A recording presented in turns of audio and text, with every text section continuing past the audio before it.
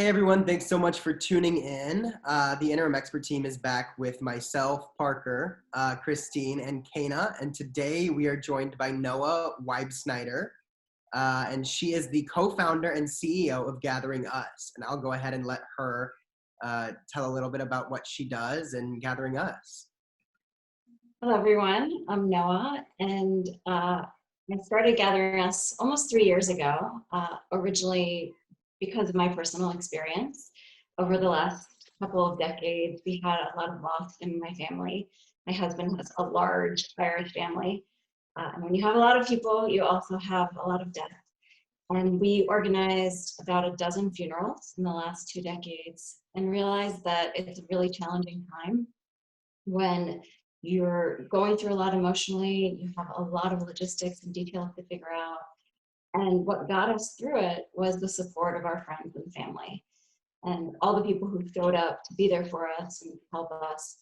So I wanted to create a space to really enable communities to come together, to support each other, and to celebrate the life of their loved one. I started working on GatheringUs almost 3 years ago and then launched 2 years ago. And we originally had a website where people could create a memorial site, a memorial page, to share memories and stories and photos and videos. They could raise money for funeral expenses or for a charity that was meaningful, and share all of the event information. When COVID started, we realized that it was going to be increasingly harder for people to come together. And we started working on something that had already been in our product roadmap for about a year, but we hadn't prioritized it. And we realized it was really important. And that is, how do we bring people together virtually?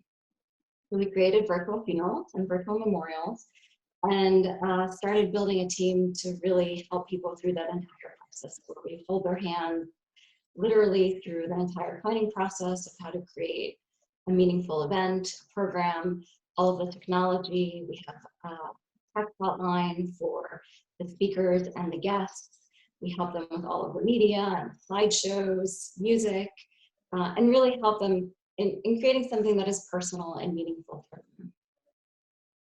That's really awesome. Thank you. Thank you for that. Yeah. It seems like your business was uniquely positioned to meet the moment. And you were able to make the pivot and add on the virtual team to handle the services. What do you see is coming up next for GatheringUs? Just kind of based on the current environment and where things are headed, you've been able to build this new team. I'm going to make the assumption that this is going to be a necessity for a while moving forward. Where do you envision your future? For sure. And definitely COVID was what enabled us to launch this service. But it's something that was, like I said, something that we thought was important before. I had organized a funeral for a friend of mine about 5 years ago where 800 people showed up. It was a huge event. But 2,000 people watched it on live stream, which told me that there were a lot of people that couldn't be there in person and that would have wanted to. And in fact, one of the speakers that wanted to be there was in Asia, and he emailed us what he wanted to say, and we had to read it ourselves, which was not the same as his ability to actually be there and to share and to be part of the ceremony and the event. And so even once COVID has passed and we're all able to leave our home, it's still going to be hard for a lot of people to actually show up in person, even in normal times, but certainly now where a lot of people can't afford to travel. Some people will still be unable to be there. And so it'll still be important to be able to bring people across geographical boundaries. And so we see it really more like a hybrid model where it's moving to, where some people will be there in person and some people will be there virtually. We're already doing some of those right now. We might have not huge crowds. We try to not participate in events where there are large crowds. But sometimes there might be 10 or 20 people together in a home or a funeral home or a church or even some other beautiful venue. And they want to bring in everyone else. So they might have hundreds or 1,000 people come together from other locations, and we help them with all the audiovisual systems, connecting to what might be in the location, or what might be just even a large TV screen or projector. And there's a lot of back and forth around, making sure the audio is set up right, the video that you can hear, that you can see, there's no feedback. And we do all of that currently virtually. So I'm really excited about the fact that we've been able to start this now. We've been able to build so quickly. We built our team from 3 people to 25 people in 8 months. And we put in a ton, thank you, a ton of processes and systems in place and a lot of things to really help us do this much more robustly. We've also been building a network of clergy and celebrants, musicians, singers, people that we can help bring to the events themselves. And really so much of what we do are things that people needed before COVID, right? It's essentially like a wedding planner, but for funerals, right? All of the things around, how am I doing this? Who are the stakeholders that I need to bring on board? Getting everybody on the same page, helping them really think through what is helpful for them. And in a way, COVID has been really interesting in that historically people organized funerals based on what they thought they were supposed to do. People felt kind of very stuck and rigid with, well, this is how it's always been done in our family, or this is what our religious tradition says. And once they were no longer able to do a lot of that, it forced them to come up with things that were really very personal. And so we see amazing events now where people might have, they ask everyone to bring ice cream because the person was a big ice cream fan, and they'll do an ice cream social as part of the event. Or they'll do virtual candle lighting, and you see the candles flickering and all the screens, and it's really beautiful. We had one actually just this week where they had a really interesting recipe, and they asked everyone to make the recipe and bring it to the event and eat it together. A lot of times we see things around food, I think because food is such a big part of our rituals and ceremonies and how we come together. And so we see really interesting things. Really nice. I have to ask, what do you feel like kind of in turning your team's focus to, more predominantly virtual events rather than the in-person events? What do you feel like was the biggest hurdle that GatheringUs had to overcome in doing that? Mm-hmm. Or do you feel like it was a really simple, straight shot in light of COVID and kind of the changes we've had? Yeah. So our product manager, who was the first person who I hired, she had previously done virtual events over a long period of time before, Zoom was a thing. Yeah. And so she had a lot of experience with it. She also had experience in creating training programs for virtual events. And so she knew all of the complexities of how to do the tech support around it and how to bring, even older people and people who had very little experience with technology and enable them to come onto this technology. So it was her inspiration that gave us the original idea. When we started working on it, we had some ideas about how to do, a guide for doing a virtual event or different things. And then she said, this is actually a whole thing that people are going to need help with. Let's actually create it as a service. So it actually started coming together really quickly, in part because of all the experience that she brought to the table. That said, when we first went out to funeral homes and clergy, it was the week of the middle of March when it was all still new and things hadn't shut down, March 11th. We would get back, that sounds really weird or out of the box. People thought it was too strange.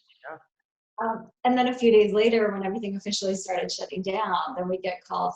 Oh, actually, yeah, now we need this. Yes.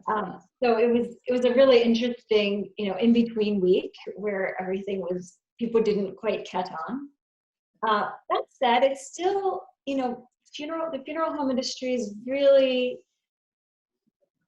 not embracing of technology in general. Some funeral homes have live stream and that's okay. It's nice to get it out to audiences who can't be there, but it's not the same as a two-way interactive event. And so much of the process of mourning is the reflection back to you of your community. right? It's the seeing everyone's faces out there and seeing the enormity of what you're going through reflected. That's what helps you go through that process of grieving. And so, you know, a one-way live stream, especially if you are by yourself, it's kind of as sad as it gets, right? Because you can't see everyone and you just feel so lonely. So we've definitely had some conversations with funeral homes and trying to bring them on board and explaining what we do. A lot of what they do is really focused on, you know, just selling a $10,000 coffin, which you don't necessarily need, especially nowadays when most people are being cremated. So it's definitely been, I'd say that's probably the biggest hurdle, is really figuring out how we connect with and integrate with the traditional funeral home industry. I love that. And like, I remember from our first conversation that what you're doing is just such an interesting kind of take on something that has been pretty morbid for a long time, honestly. Like, I remember going to my grandpa's funeral and being shocked seeing him in the coffin and just crying and not being able to focus on who he was anymore, just focusing on the body and focusing on the sadness that comes with it. And I feel like that's a really difficult part of the traditional funeral. But what I love about what y'all are doing is how you're actually creating, as you say on your website, like a celebration of life. You're taking the moments that really mattered from when that person was around and kind of remembering those and encapsulating that in memory as the kind of the going away and the goodbye, rather than something that's no longer there, which I love. Sure. So with that being said, I feel like you're creating kind of a more hopeful future for kind of the industry of death, and creating and revolutionizing it, where people no longer dread the family funeral, but think of it as something where you can plan for it and be kind of just excited to see the old grandpa or whoever is dead again, see the pictures, see what people bring together, something that people can start to prepare for. What do you feel like are some of the most interesting things that you guys have been able to do because of it moving to technology like this, where it has to be more interactive? What are some of the really cool things? I mean, so many fun things. We had one last week where the person was a musician and the family was very musical. And they did such a lovely job of bringing in clips, you know, videos of the family playing to honor the grandmother. They had the chorus that she was in put together a whole montage virtually of all of them playing, and it was amazing. It was so beautiful. Definitely music makes such a big difference, and we've seen a lot of times kids or their grand writing a song for the person. In this case, actually, the person was a teacher, and so all of her students sent in music clips, and it was almost like a little recital in between. It was so touching. We've done fireworks displays. One person loved fireworks, and so we did 5 minutes of fireworks to end the event. It really, so much of the part that is most meaningful to me and that we get consistent feedback about is all of the people that were able to be there and that it's their time to be not. So, you know, we just saw one person sent us a handwritten letter from their 96-year-old aunt, who was able to come to the event, and she was just so pleased. She was across the country. The event was in San Diego. She was in Rhode Island, and you know, she showed up. She was able to talk, and she was just beside herself that she was able to show up to something that in normal times would not have. That's so Definitely the people who are far away, especially also a lot of international. We see so many events where you definitely, 100 people would not have flown across the Atlantic to show up to an event, but they can be together virtually. And that is incredibly meaningful. That's so cool. Do you feel like there are more people that are actually getting to participate in the funeral because of it being done this way than would normally? I feel like a lot of people have stage fright or feel like maybe they might not be welcome because they don't know everybody. Yeah. For sure. And you can always turn off your camera. You don't have to say anything, but most of our events, we do what we call a facilitated story share, where we will pass the mic around. People can just raise their hands and we'll unmute them and they can share their stories. And they can also write in the chat. So if they don't want to talk, they can write in the chat and share a memory or story there. We often see some really nice things there as well. That's beautiful. I absolutely love that. Go ahead. You know, one thing I was going to say about, oh, go ahead. Sorry, no, you continue. Well, I was going to say about your story about your grandfather. I think a lot of people have that experience. And one of the things that I've learned through many personal experiences with death now is that each death is different, each person is different, and yet grieving and mourning are skill sets that people get better at. So for instance, my husband's family, I think, is particularly good at it because they've had a lot of practice. And so their events tend to be in a beautiful place that was somehow meaningful to the person, be it the beach where we all get together every year, or a beautiful venue where you would expect to see a wedding maybe, with a view. And they often they sing, they play music, they read poems.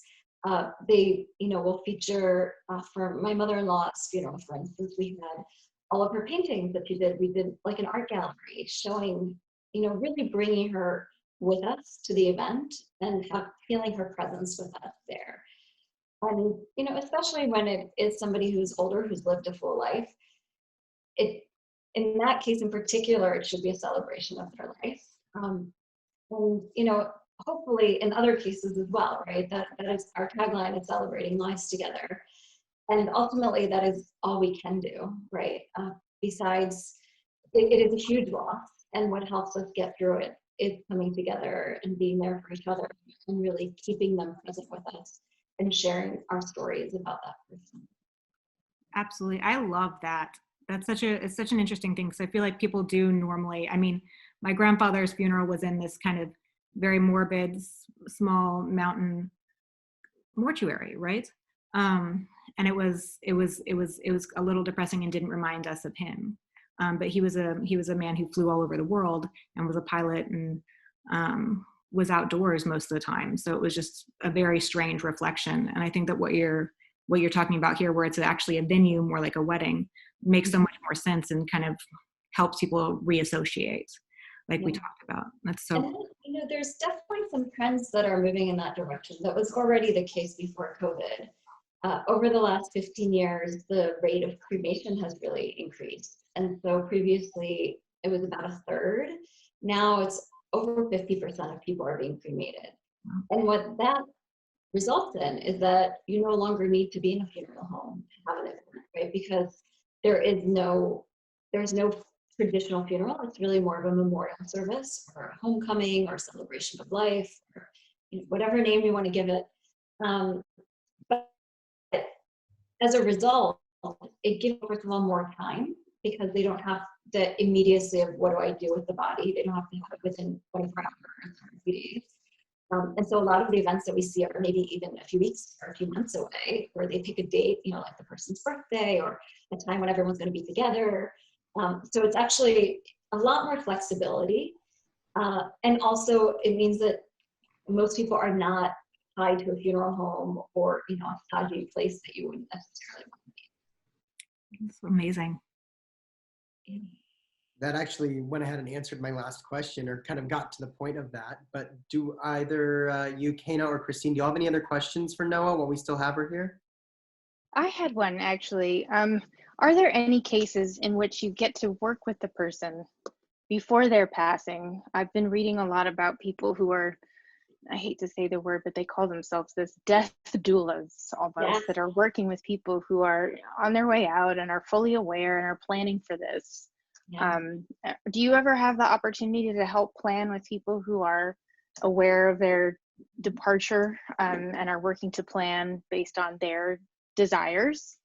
Yes, not as much as we'd like. Death doulas are amazing, and it's a wonderful new development in the industry. And I think it reflects similarly to the natural birth industry, for instance, right? Where, there was doulas started happening in the last couple of decades, and now we have death doulas. we did one event where the person was actually still there. And so she was in the hospital, and she died 4 days later. But she was actually at the event where her whole family was able to come together virtually and celebrate her life with her. And it was really beautiful and really meaningful. We have had some pre-planning. Usually, people are scared of talking about death. They're scared of thinking about their own death. And there's something to be said about, there's two pieces about when you die, right? Thinking about your own death. There's, what do I want to have happen with my body, which you may or may not care about. But hopefully, if you leave some instructions, then your family doesn't have to make that decision. And then the second piece is, how should people celebrate me? And in a way, it's for the people, right?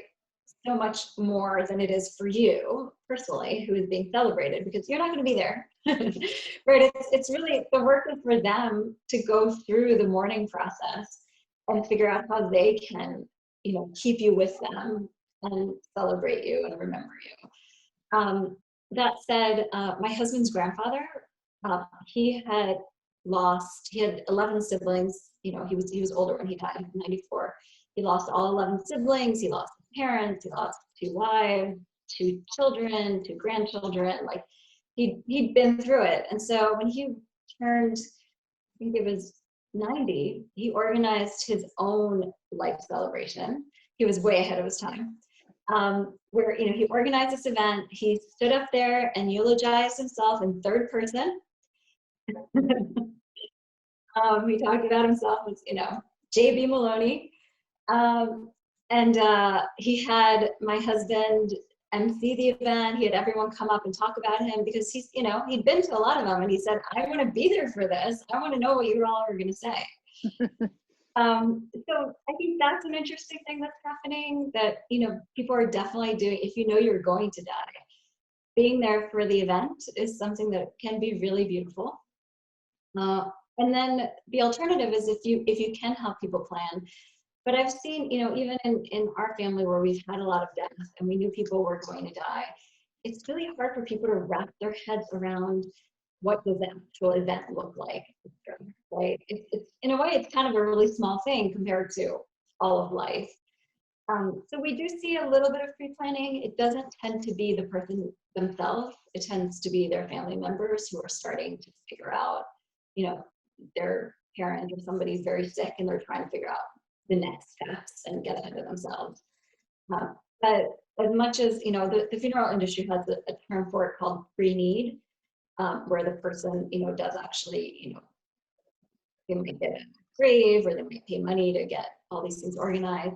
We're not really doing any of that. For us, it's really, our clients tend to be the people who are the family members who are commemorating the person. I love But that. yes, it's better if people plan. One other thing I'll say on planning, which is, we had one woman leave 12 pages of handwritten instructions for what she wanted.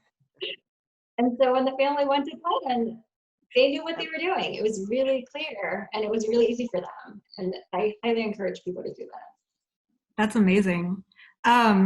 So just kind of to go back to a little bit more general, I feel like you as a person are kind of an innovator. Like, you were one of the first people to come out with a healthy snack option with peeled back, that's now in Targets and really everywhere. I mean, I see it at airports.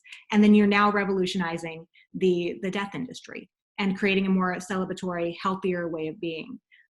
What do you see as kind of more directions that you think we're going to be heading in the next 10 years, or even in the next 2 years, because everything seems to be going faster because of COVID? What else do you think is next?